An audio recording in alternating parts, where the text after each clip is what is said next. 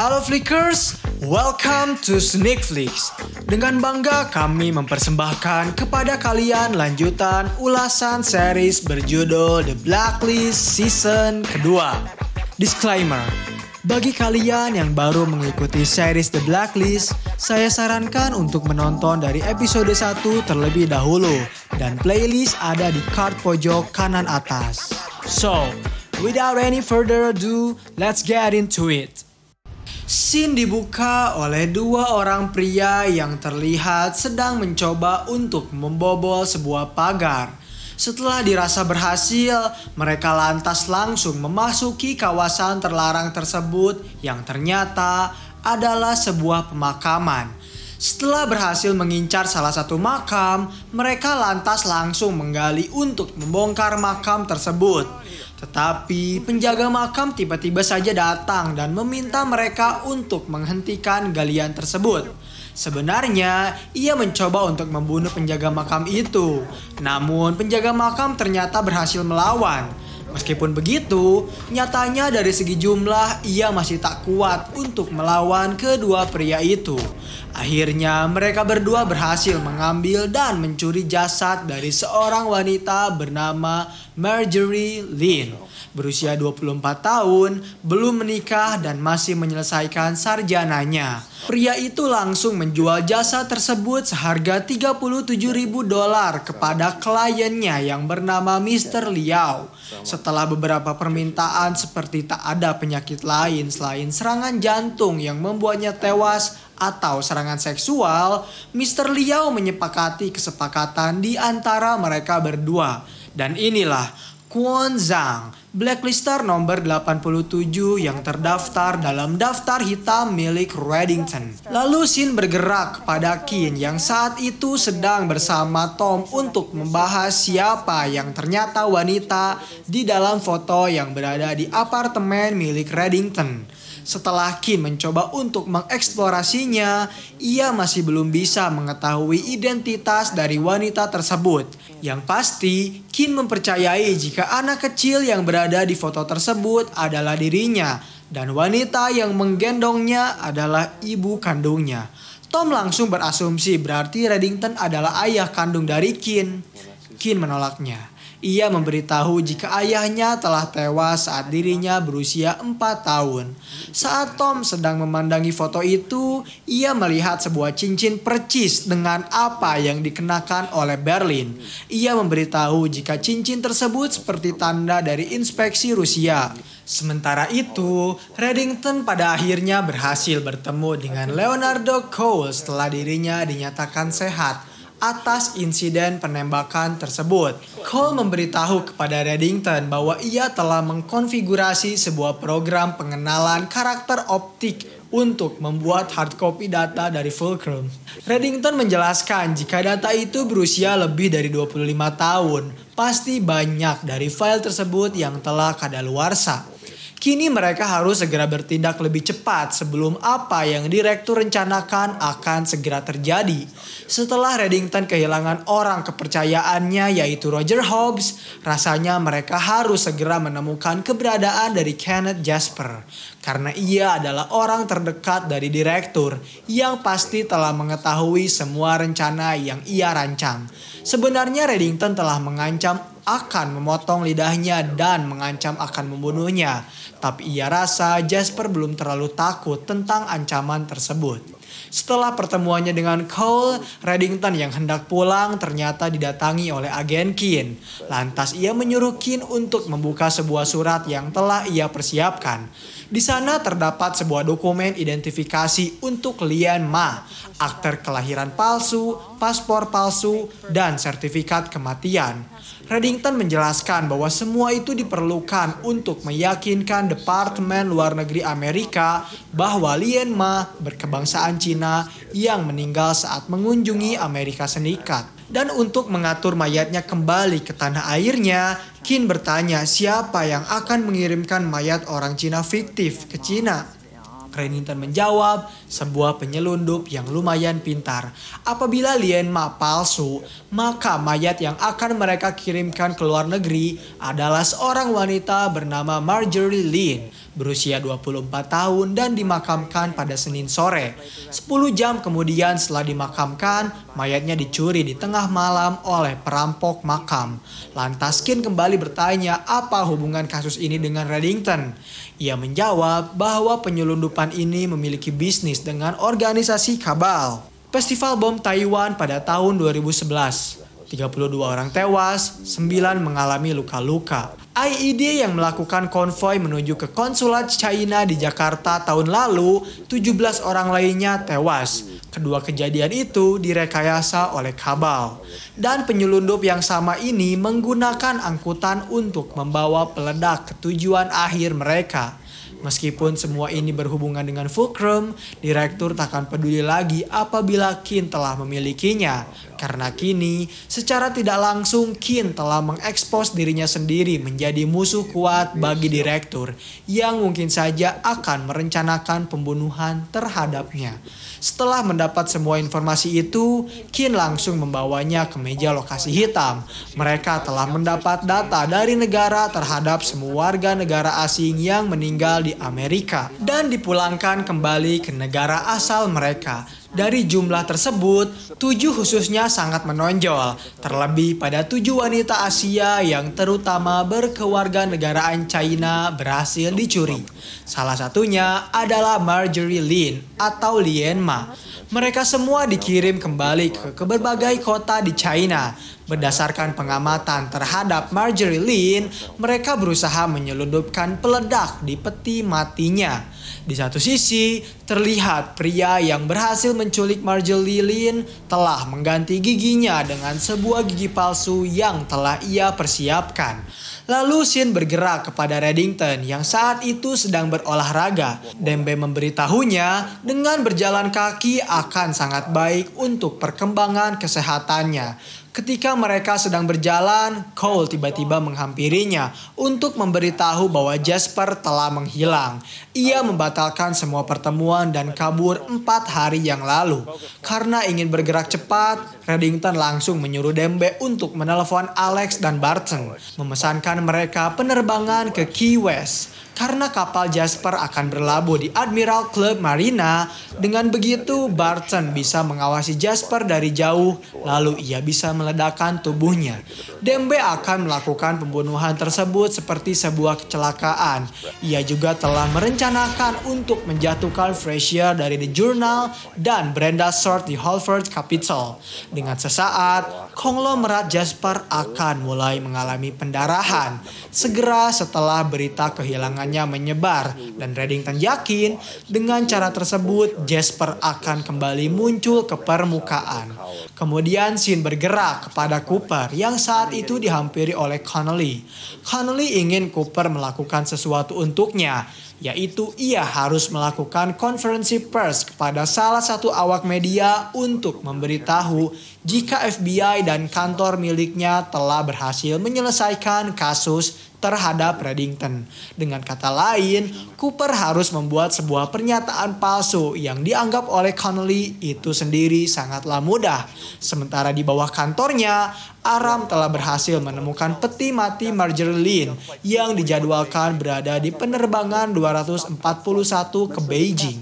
Ketika Cooper menyuruh agen-agennya untuk segera menghubungi pihak bandara agar menghentikan penerbangan tersebut, Keane justru mendapat SMS dari Tom yang telah berhasil menemukan keberadaan dari orang yang bisa memberitahu mereka cincin yang ibunya kenakan. Setelah agen FBI berhasil menghentikan peti mati tersebut, mereka mencoba untuk membukanya menggunakan sebuah robot karena khawatir peledak itu telah dikontrol dari jauh. Dan ketika mereka telah berhasil membuka peti, penjinak bom memberitahu jika tak ada indikasi bahwa terdapat peledak di dalam peti tersebut. Samar lantas langsung berpikir bagaimana jika para pencuri makam itu cukup berani untuk menyelundupkannya di dalam tubuh korban. Mereka membutuhkan seseorang yang bisa mengatasi hal ini. Tentunya orang itu adalah Maynard. Dengan ketakutan yang dicampur dengan keberaniannya, Maynard dibungkus oleh baju pelindung ledakan. Lalu ia mulai mendekati jasad dari Marjorie Lynn dan membuka tubuhnya secara perlahan. Setelah ia mengidentifikasi tubuh tersebut, ia dapat meyakinkan semua orang bahwa tak ada apapun di dalam tubuhnya, alias bukan sebuah peledak yang mereka selundupkan. Kemudian Shin bergerak kepada Tom yang saat itu tengah membersihkan diri bersama pria yang ia sebut sebagai Konstantin. Karena Tom mengenalinya, ia langsung menunjukkan foto dari ibu Kin untuk memintanya mengidentifikasi siapa orang itu. Tetapi Konstantin tak mau memberitahunya dan terlebih rekannya meminta Tom untuk segera menjauhinya. Karena Tom memaksa, Konstantin lantas langsung menghajarnya yang membuat terjadi sedikit perkelahian. Kin yang saat itu sedang menunggu di luar langsung segera mendatangi Tom dan menodongkan senjata kepada mereka berdua. Lalu Kin mengajak Tom untuk segera keluar. Saat mereka sedang memeriksa daftar hadir, Kin melihat nama dari Bill Kershaw dan ia tahu nama itu berasal dari Reddington. Kin pun langsung pergi ke Bethesda untuk mencari tahu di mana Reddington menyembunyikan kamera yang terus mengawasi dirinya. Padahal saat itu, Reddington sedang menyuruh Dembe untuk mengurusi Jasper. Sebelum Dembe pergi, ia memberitahu kepada Reddington bahwa Kin berhasil menemukan keberadaan kamera tersebut. Kin kemudian mengancam bahwa ia akan mengekspos segala rahasia yang Reddington miliki kepada publik apabila Reddington tak mau memberitahunya. Dengan terpaksa, Reddington meminta Dembe untuk meminjamkan teleponnya karena ia akan menelepon Kin dan mengajaknya untuk berbicara tentang foto tersebut. Reddington berkata jujur jika gadis yang berada di foto itu adalah Elizabeth Kin dan yang memangkunya adalah ibu kandungnya yang bernama Katarina Rostov. Kedua orang tua Kin adalah seorang agen intelijen rahasia. Ibunya bekerja pada KGB dan itulah alasan mengapa Kin dilahirkan di Moskow dan mendapat nama julukan sebagai Masha. Kin bertanya-tanya mengapa Reddington mengetahui semua ini. Apakah Reddington jatuh cinta kepada ibunya atau apakah Reddington lah yang membunuh ayah kandungnya agar ia bisa mengambil hati dari ibunya. Reddington menjawab jika ia tak bisa memberitahu hal tersebut dan Kin kembali mengancam bahwa ia akan mencari tahu sendiri jawaban itu. Sementara itu, Cooper yang merasa telah diancam langsung bercerita kepada Colin bahwa dirinya baru saja diminta untuk melakukan suatu tindakan ilegal untuk memberi cerita palsu oleh Connolly. Cooper merasa jika Connolly telah memanfaatkan kesehatannya untuk menyuruh apa yang ia mau. Alih-alih menyuruh Cooper untuk menolak melakukan hal tersebut, Colin justru memintanya untuk mengikuti apa yang Connolly mau. Karena yang terpenting, Cooper masih bisa sehat. Kembali ke lokasi hitam, saat itu Aram telah mendapat sebuah petunjuk terkait mayat Marjorie Lynn. Seperti yang rekan-rekannya bisa lihat di layar, terdapat perbedaan di antara gigi asli Marjorie Lynn sebelum ia tewas dan setelah ia menjadi mayat. Yang artinya, para pencuri makam ini telah sengaja mengubah bentuk asli dari gigi Marjorie Lynn. Dan menurut informasi yang ia dapatkan, semua kegiatan medis itu disetujui oleh seorang dokter bernama Henry McGlasson. Kebetulan, Aram telah mendapatkan lokasi keberadaan labnya yang berada di Carrot Drive. Di satu sisi, Jasper yang saat itu marah karena wajahnya terekspos di media meminta pengawalnya untuk segera mengurusi hal tersebut karena ia akan segera melakukan pengunggahan video uplinknya. Saat Jasper hendak melakukan wawancara, ternyata Reddington telah berada di kamar hotelnya. Ia memberitahu bahwa semua wawancara akan segera dibatalkan karena ia yakin pertanyaan darinya akan jauh lebih provokatif. Sementara itu, pihak FBI yang telah tiba di lab menemukan beberapa barang aneh seperti gigi palsu dan sebuah boneka. Aram menjelaskan bahwa yang mereka lihat adalah sebuah boneka hantu pengantin. Itu merupakan tradisi terlarang di China, di mana kerabat yang masih hidup harus memuaskan keluarga anggotanya yang telah tewas. Apabila mereka tak mengabulkan permintaannya, maka mereka akan kembali dan menghantui kerabat terdekat. Keluarga juga harus membuat boneka untuk pengantin yang meninggal, apabila yang meninggalnya adalah seorang wanita. Dan semua ini sangat menjelaskan mengapa target pihak FBI mengekspor tubuh dari US. Pemesanan mayat pengantin ditentukan berdasarkan usia, keturunan, pendidikan, dan daya tarik. Wrestler Dunkin bisa melihat boneka yang berada di hadapannya dibentuk sedemikian rupa agar terlihat seperti wajah dari Marjorie Lynn. Namun ia tak tahu siapa yang berada di sebelahnya. Kim menduga akan ada tubuh lain yang akan dicuri. Ketika Samar sedang melihat rekan-rekannya turun ke lapangan, ia tiba-tiba mendapat telepon dari Reddington yang membutuhkan bantuannya, meskipun ia tahu Samar tengah melakukan suatu tugas. Sementara Kim dan Wrestler menemukan sebuah koper berisi uang lembaran $100. Setibanya Samar di tempat Reddington berada, ia dipersilakan untuk menginterogasi Jasper yang dinilai Samar Navabi adalah ahli dalam bidang ini. Di lokasi hitam, Kim dan Wrestler yang telah membawa koper tersebut langsung mencoba mengidentifikasinya.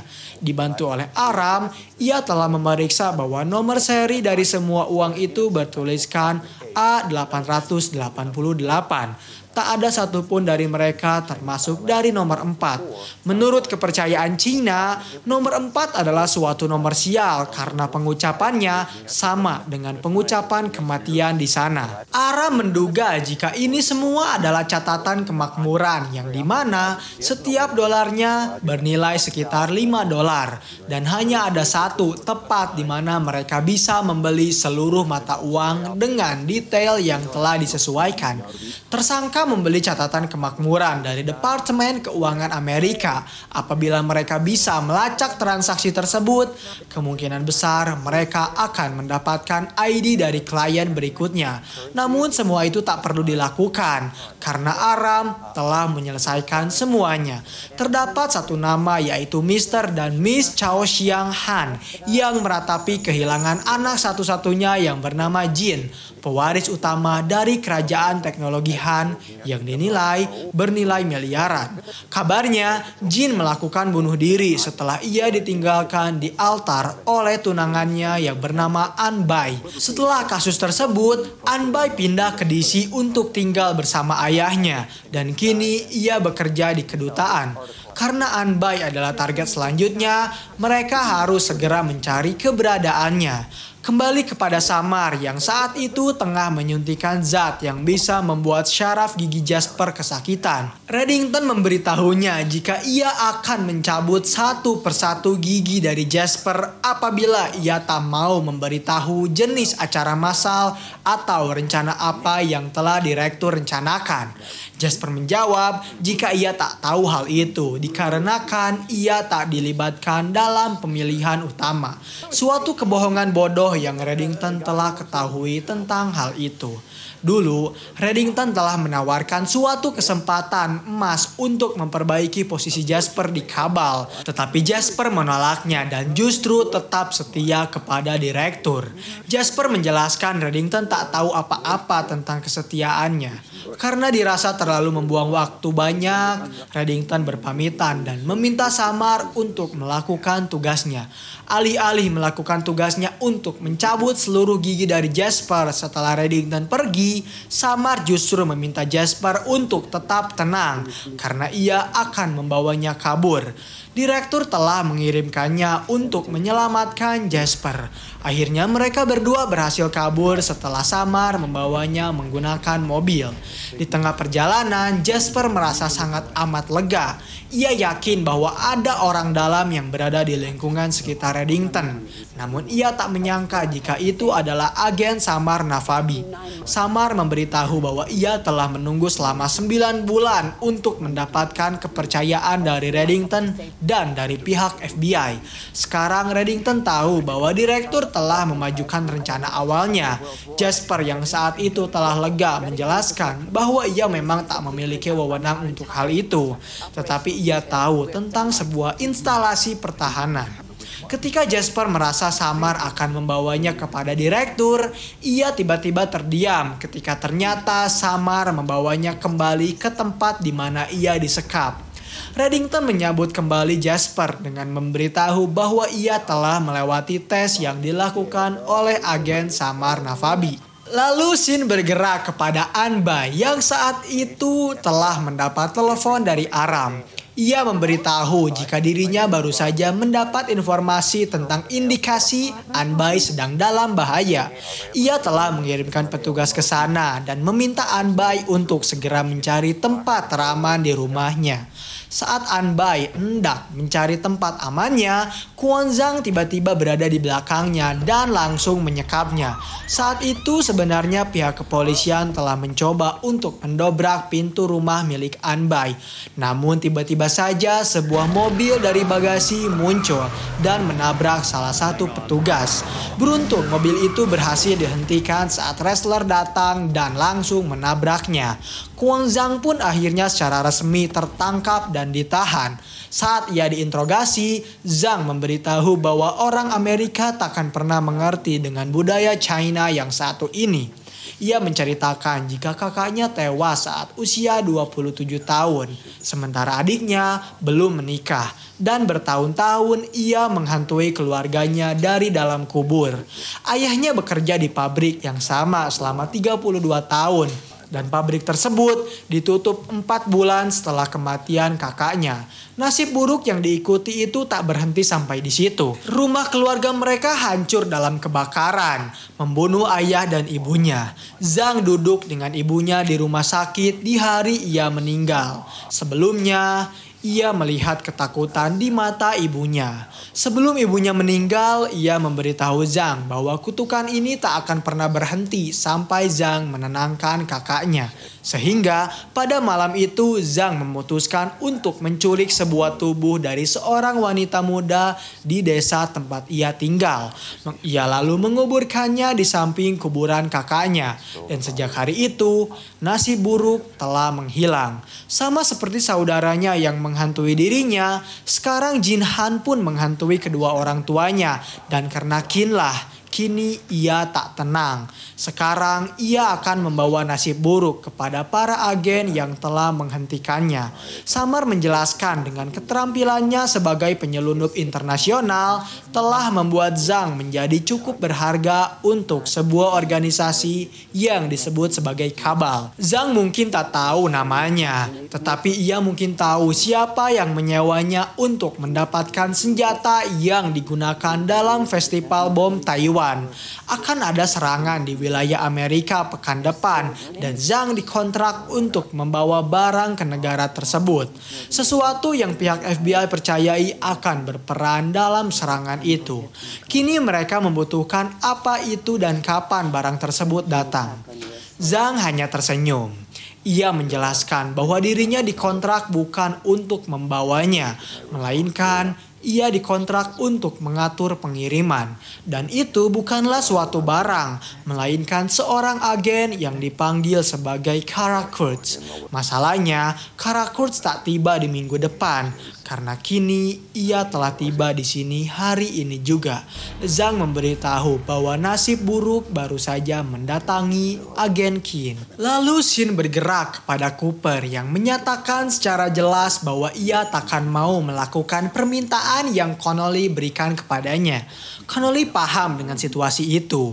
Ia tahu bahwa Cooper adalah orang yang baik dan juga cerdas. Namun, ia memiliki senjata untuk menangkal itu semua. Ia memiliki bukti tentang pernyataan palsu yang Cooper berikan untuk menyelamatkan Qin dari segala tuntutan. Dan ia meminta kepada Cooper untuk memikirkan hal tersebut terlebih dahulu sebelum ia menolak permintaannya.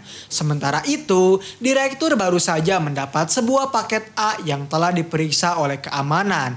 Saat direktur telah menerima paket tersebut, ia ditelepon oleh Reddington yang memberitahu bahwa dirinya baru saja memotong lidah dari Jasper karena ia tak mau berbicara. Benar saja, ketika direktur membuka paket tersebut, terpampang jelas sebuah lidah di dalam kotak yang Reddington berikan kepadanya. Dan scene terakhir di episode kali ini memperlihatkan Reddington yang mencoba untuk menelepon Kin berkali-kali yang sedang menangis memandangi foto ibunya. Kin tak menjawab telepon dari Reddington. Sedangkan Cooper melihat Thomas Connolly yang telah secara resmi diangkat menjadi jaksa agung. Sementara itu, di tengah hujan deras, Kin menghampiri Tom. Melihat Kin yang menangis membuat Tom langsung segera memeluknya erat. Dan episode 20 di season 2 pun berakhir di sini. Terima kasih telah menonton video pembahasan series dari The Blacklist. Bagaimana tanggapan kalian? Komen di bawah untuk rekomendasi film atau series selanjutnya. Klik tombol subscribe untuk mengikuti perkembangan channel ini dan klik tombol like jika kalian menyukai pembahasan kami. Dan sampai berjumpa kembali di episode selanjutnya.